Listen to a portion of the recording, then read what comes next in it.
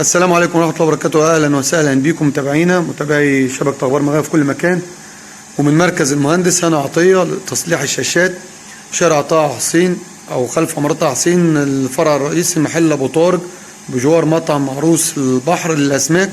وديت الشاشة اهيت. اتفضل يا باشمهندس. دي شاشة 32 دي داتا خالص، شغالة عبارة عن مفيش أي صور خطوط بس كده. إنما الشاشة بره سليم. الشاشة سليمة بس دي بتترمي الشاشة كده، ده في ناس كتير بترمي الشاشة كده. تمام. احنا بنشيل المسطرة بتاعتها والكوبة ونغيرها. تمام. على الجهاز هنا ترجع الشاشة تشتغل يعني طبيعي. احنا هنفك الشاشة ديت وناخدها هنا على الجهاز ده. نعمل عملية لحام دلوقتي ونغير مسطرة ونجربها دلوقتي. طيب اللي عنده شاشة زي كده هيجيبها المكان هنا وهتتغير الشاشة. هنسيب الباشمهندس شوية لغاية لما تفك الشاشة ديت، صح كده؟ تمام. ونوديها على الجهاز اللي هو هنا كده على الديسك ديت، اللي هو الجهاز اهوت اللي بيصلح الشاشات. وهنتابع معاكم كويس خطوة بخطوة. اتفضل يا باشمهندس. ماشي يا باشا.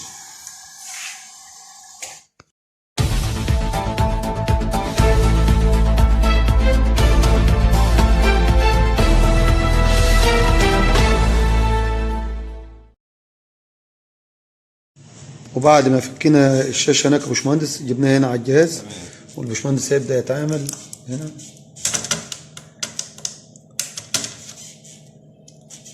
هتستر بانلات بس بنطمن على البانل اللي ما فيهوش جفلات. نعلي صوتك بقى معانا. هتستر بانلات بنطمن ان البانل ما فيهوش جفله اول حاجه قبل ما نركب عشان ما نبوظش حاجه. واللي هناك ديت الشاشة اللي احنا فكيناها اهيت قدامكم. ودي الازازه بتاعتها اهي. الشاشة اهيت اللي احنا اتكلمنا فيها قبل الفيديو، وهنا الجزازة بتاعتها اهي. كده هنرفع احنا الفلاته.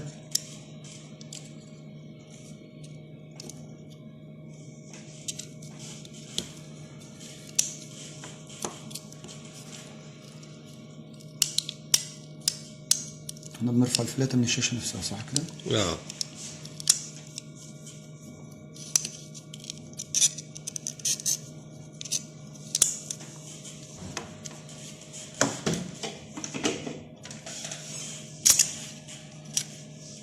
كده دي الفلاتة اللي احنا هنغيرها، اللي هي بتاع الشاشة نفسها. بتاع الشاشة نفسها اللي هي عاملة المشكلة، اللي بتخلي المشكلة اللي احنا شفناها ديت اللي هي الخطوط.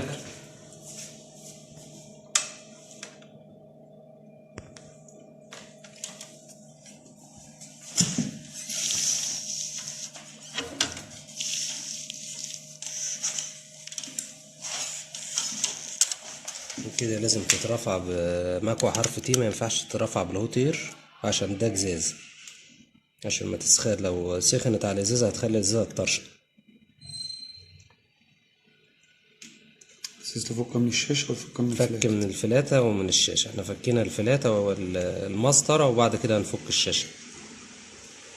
بس المكوى تسخن، بس لسه المكوى ما سخنتش. كده احنا رفعناها من على المسطرة وهنرفعها من على الازازة. بس لازم ننضف اللحام اللي فوق دوت المادة دي، عشان المادة دي مش هتخليها تلحم تاني لو ما طلعناهاش. وبنرفع الفلاتة كده هتطلع معانا على طول.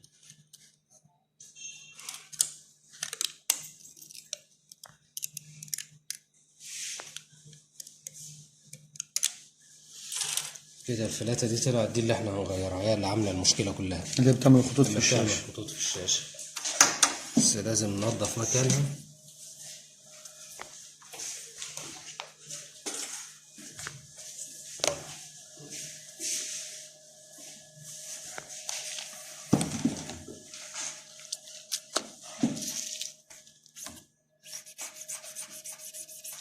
دي مادة ايه دي؟ ده اسيتون خام عشان ينضف يطلع اي حاجة، عشان ده هيلحم على الازاز.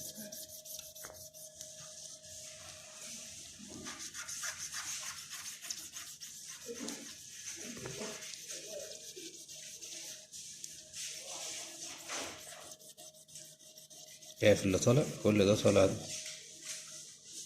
ده مش هتلحم اي حاجة وده موجود.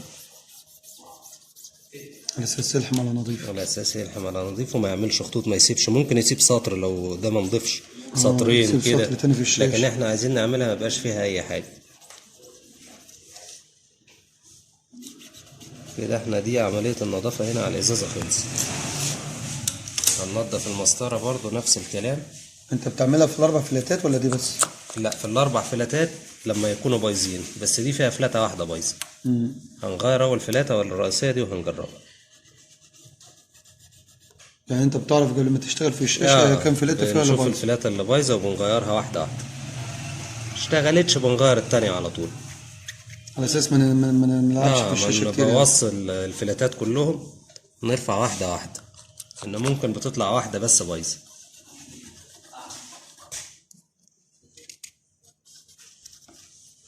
كده احنا خلصنا نظافة. هنجيب اللزق بتاعنا اللحام، هنديك زي ما انت عندك.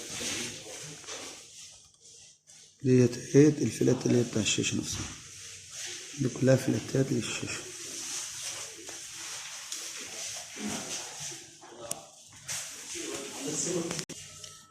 كده احنا هنبدأ نلزق اللحام بتاعها الاي سي اف دوت.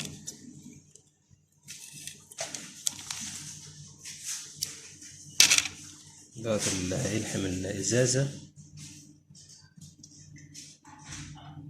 بالفلاشة الجديدة، بالفلات الجديدة. بالفلاتة الجديدة دي. كده احنا بنثبتها الأول على الازازة. لازم تسخينة خفيفة كده قبل أي حاجة. نجيب اللحام التاني بتاع المسطرة. كل حاجة ليها لحام معين، ده 2 مللي، التاني بيبقى 1.5 مللي.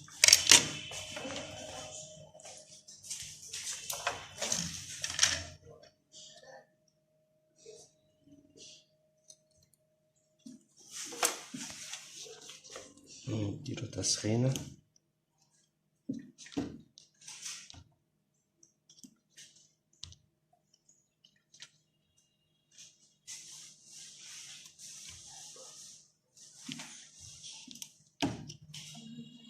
ده ندوس عليه شوية بتاع المسطرة. المسطرة مش بيجرى لها حاجة، عكس الشاشة. عكس الازاز، ان الازاز خفيف. بعد كده يا سيدي بنجيب الكوفة اللي هنركبها، اللي هي الفلاتة غير التانية. ثلاثة، هننضفها. لازم طبعا الارقام تبقى نفس الارقام اللي على الفلاتة دي، بيبقى عليها ارقام مش هتشوفها الا بالميكروسكوب. احنا رقم من ورا بنطلعها يعني. بس انت اكيد فاصلهم يعني عشان ما تحترش. كده بنطلع كل حاجة بعد كده.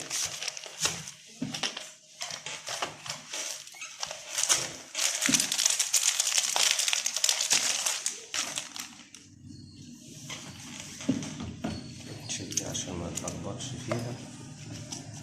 لازم تاخد سنة نظافة كده الأول.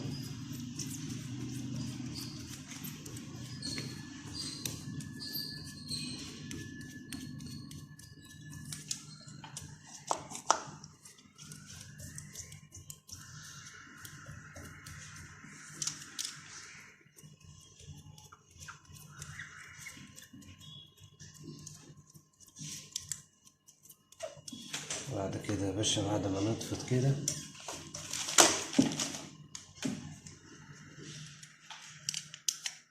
نخش بيها على الجهاز.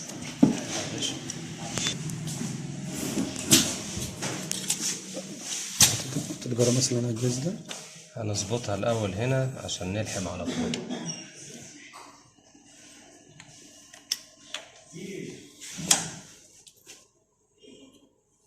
كده نظبط كاميراتنا تمام.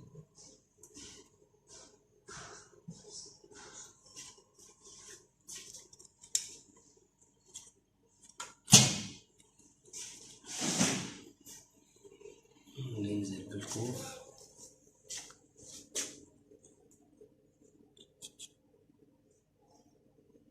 نظبط بس حدوده الأول.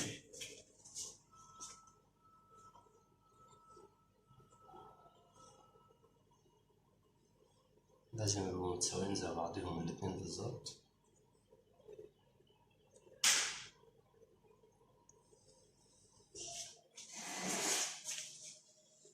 كده تمام.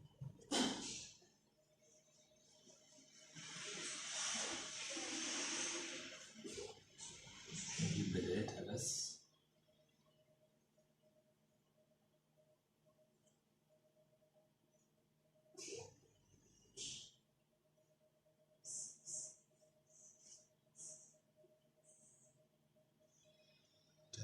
كده يبقى ايه بداية دي هنا عندنا.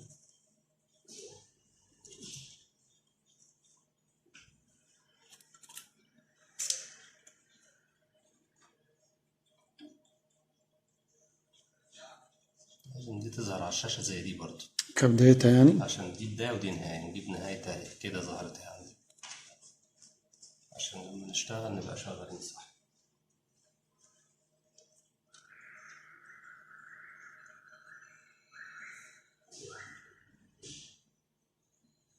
ندي كده سنة اختبار ننزل عليها نظبط عليها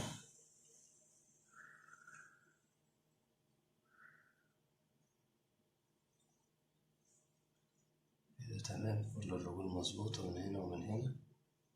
مش المسافات هنا. طب الخط ده هناك في النص هنا ايه ده؟ الخط ده ولا الظل ولا ده عادي؟ لا ده هيركب، ده اللحام هتركب عليها كده عشان نازلين عليها.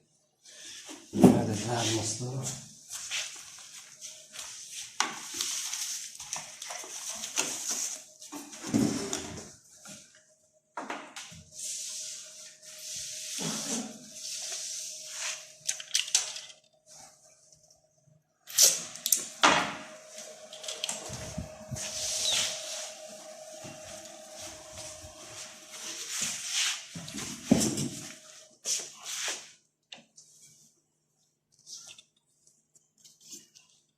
احنا بنجيب هنا ايه الدلائل بتاعت دي برضو نفس اللي كنا جايبينها، تلاقيها اعترض نفسهم.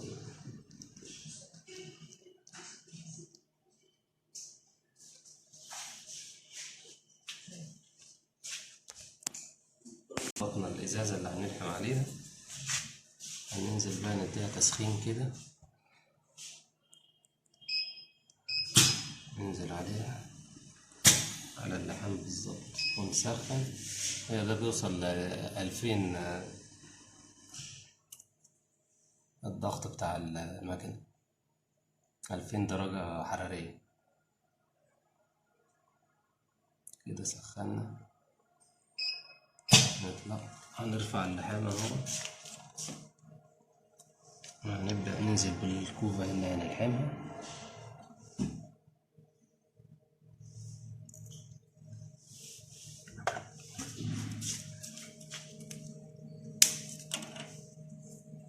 كده ده عشان يكشف لنا بس الأرض اللي تحتيها ايه اللي هنلحم عليه.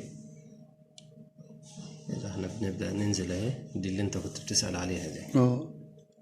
لازم تيجي هنا في النص هنا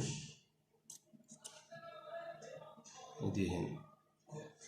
شايف انت لو لاحظت هنا لازم ادي دي الرجل الارض ودي الرجل التانية، شايفها؟ تبقى مظبوطة مع المرشد. تبقى مظبوطة مع بعضيها. وبعد كده بنعمل حاجة اسمها ايه اختبار لحام، تنزل عليها كده وتظبط الرجول كده اهي. شايف طلعت الرجول ازاي؟ الخطوط مع بعضيها. خطوط مع بعضيها. خلاص كده بنرجع نديها امر اللحام على طول.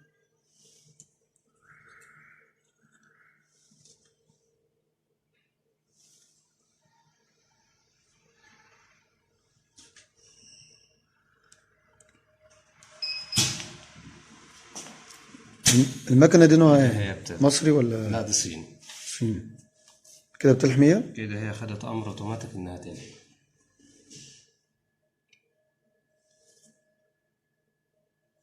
طب بنرجع نلحمها في الشاشة ازاي بقى؟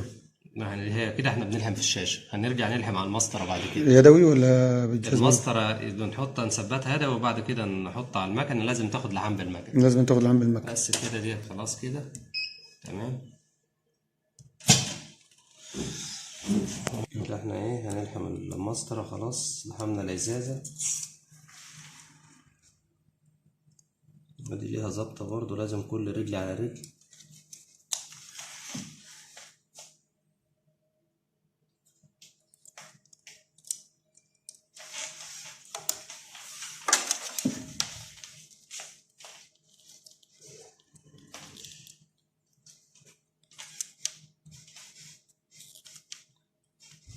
دي بتجيبها بالعدسة اللي هي اليدوي دي. كده دي بالعدسة اليدوية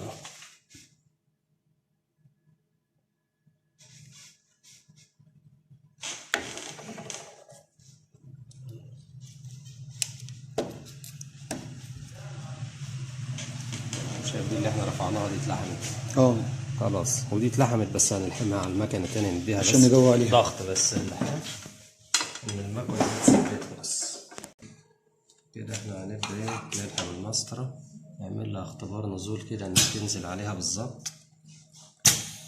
تمام. نبدأ نحط اللزق بتاعنا. المسطرة بقى نديها أمر تلقائي على طول، إن المسطرة السخونة مش بتأثر فيها عكس الجزازة بتاع الشاشة. تضغط هنا كده تنزل أمر تلحم لوحديها خلاص، من غير احنا ما نعمل أي حاجة. يخلص أمر اللحام وهتلاقيه اترفع لوحده وعمل كل حاجة لوحده.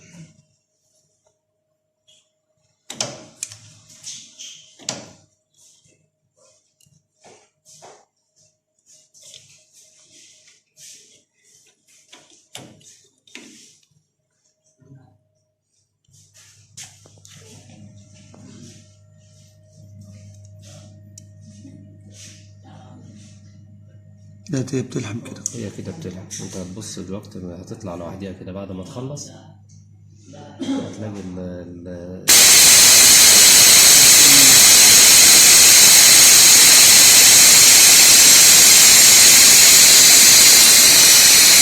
كده السلاح كده بقى هنجرب شاشتنا. وجه ديت الشاشة بعد ما خلصنا كده جربنا، بس عشان الجزازة لسه ما اتربطتش مش ايه، راحت منها الخطوط. راحت الخطوط وراحت كل حاجة ورجعت تشتغل طبيعي. شغلها تاني كده. هنشغلها بس عشان مش رابط الازازة ممكن ايه تتكسر يعني وكده. تتكسر اهي كده، هتفتح طبيعي جدا.